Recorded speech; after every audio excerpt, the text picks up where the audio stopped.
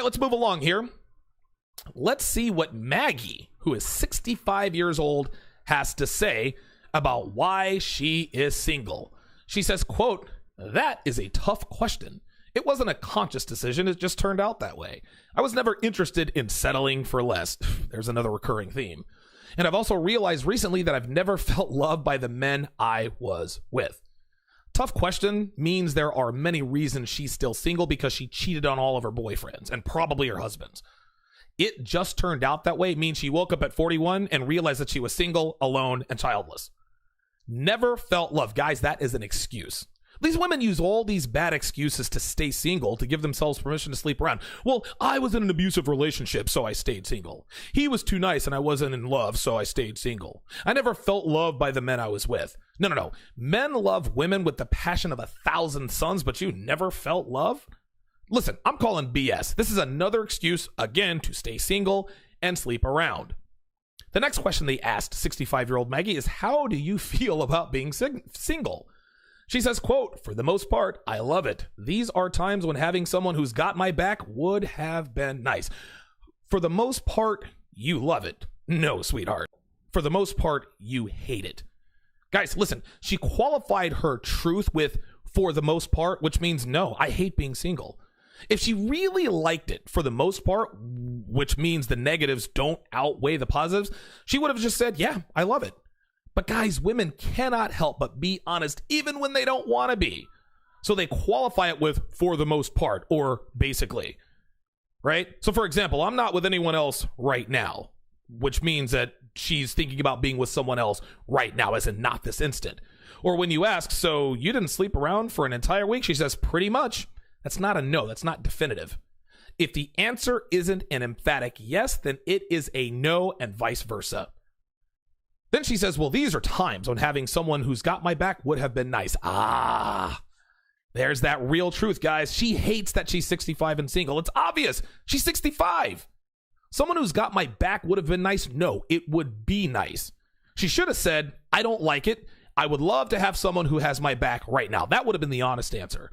But she can't say that out loud because she'll sound regretful and admit that she made the wrong choices in life, which of course we know women will never do.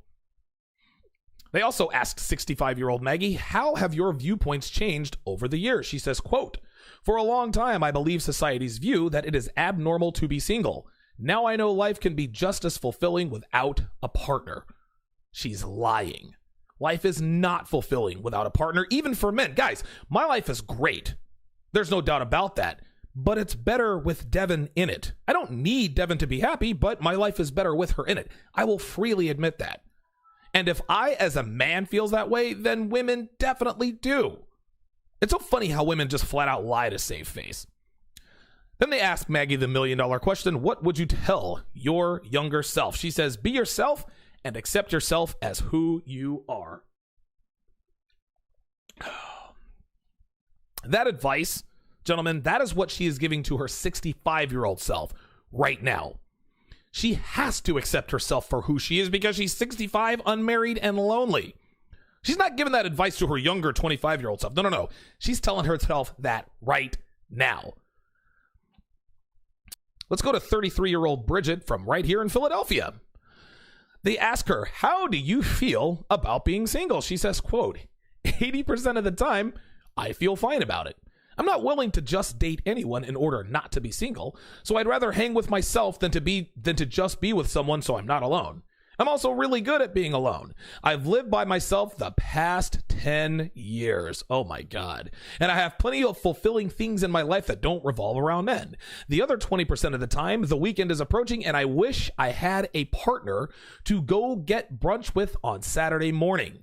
It's smaller times like that I might get a little sad, but I snap out of it quickly. Holy smokes. Dude, this girl, again, you notice how these 28 to 30 somethings all have that rationalization hamster? So she says 80% of the time she feels fine about it. Lies. This is that pattern again, guys. See how they're non-definitive? You see how these women want to make us think that they're good with being single, but because they know they're not and don't want us to know, they slip in some statistic to try to fool us. Well, 80% of the time I feel fine about it. No, baby girl. 20% of the time you feel fine about it because that's the 20% where you're getting plowed by your favorite flavor of the week. But when you're sleeping alone and lonely, that's when you cry yourself to sleep. Guys, women lie about their body counts and notch counts all the time, but that's not the only number they lie about. This ain't 80-20 good bad. This is 20-80 bad good. She's not fooling anyone here. Then she says, hanging with myself. Guys, that means sleeping around. Again, this is just like 45-year-old Lori, who spent 5 years dating non-exclusively, which means sleeping around. Guys, just because she's not in a relationship doesn't mean she's sleeping around. She's not living the life of a hermit. She's not holed up in her house. She's going out. She's swiping right on Tinder. She's at bars. She's at clubs. And no, you're not good at being alone. If you were good at being alone, you wouldn't have given us that BS statistic about feeling good 80% of the time. Guys, women are never good with being alone. This is why they're all on antidepressants and anti-anxiety meds, because they're lonely, meaning they're not good at being alone. She's trying to convince us that she is, but it is clear that she's not. The other 20% of the time is when she snaps out of it pretty quickly. You guys know what snapping out of it means, right? Snapping out of it means swiping right on Tinder and finding another guy to get up under to make her forget about the fact that she's lonely. Guys, the single party life for women is a lifestyle that perpetuates itself. Okay? They're lonely because they don't have a man, so they look for a quick fix to cure that loneliness, which is sleeping with a random guy. The more guys they sleep with, the less they're able to pair bond with men, which is why they're single. Rinse and repeat.